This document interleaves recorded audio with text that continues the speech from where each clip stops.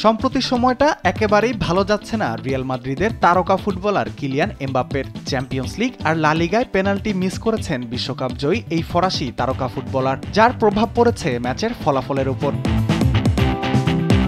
Vinicius junior ইনজুরিতে থাকায় আলোচনা সমালোচনার অনেকটুকুই হচ্ছে এমবাপ্পেকে ঘিরে। ফরাসি এই ফরওয়ার্ড নিজেও খুব হতাশ বলে জানিয়েছেন দলের কোচ আনচেলত্তি। তবে তাকে কাঠগড়ায় তুলতে চান না এই রিয়াল কোচ।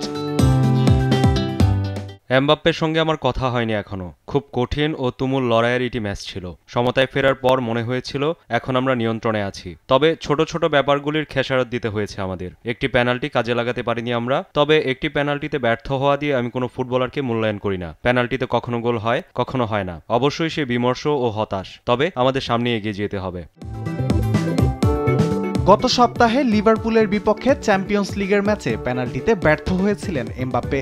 ম্যাচে হারের মুখও দেখতে হয় রিয়াল মাদ্রিদকে। শুধু পেনাল্টিই নয়, তবে সামগ্রিক পারফরম্যান্সেও প্রত্যাশা পূরণ হচ্ছে না দলের। তবে এমবাপ্পের ঘুরে দাঁড়ানো নিয়ে বিশ্বাসের কমতি নেই হেড কোচের। অবশ্যই সে তার সেরা অবস্থায় নেই, তবে মানিয়ে নেয়ার যথেষ্ট সময় তাকে আমাদের দিতে হবে। সে 10টি গোল করেছে, অবশ্যই আরও করতে পারে এবং উন্নতি করার জন্য কঠোর পরিশ্রম করে যাচ্ছে। লিভারপুলের বিপক্ষে এমবাপ্পে পেনাল্টি কাজে লাগাতে ব্যর্থ হওয়ার পর লা লিগায় গাতাফের বিপক্ষে ম্যাচে পেনাল্টি নিয়ে দারুণভাবে গোল করেন জুড বেলিংহাম। এরপর এমবাপ্পের আরেকটি ব্যর্থতার পর প্রশ্নটি উঠতে যাচ্ছে, পেনাল্টির দায়িত্ব এমবাপ্পের কাছ থেকে নিয়ে নেওয়া হবে কিনা। অবশ্য রিয়াল কোচ ইঙ্গিত দিলেন দায়িত্বটি এমবাপ্পেই পালন করবেন। লোকের কথা আমি পাত্তা দিই না, ফুটবলেরই অংশ সবকিছু। আমার মনে হয় বেলিংহ্যাম ও এমবাপ্পে কথা বলেছিল এবং এমবাপ্পে দায়িত্বটা নিয়েছিল এবং তা কাজে লাগেনি। তবে ফুটবলে এরকম হতেই পারে।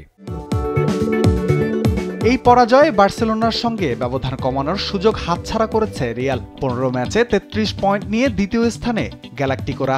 এক ম্যাচ বেশি খেলে 4 পয়েন্ট নিয়ে শীর্ষে বার্সেলোনা। রাফিউল ইসলাম রাতুল, স্পোর্টস ডেস্ক, দেশ টিভি।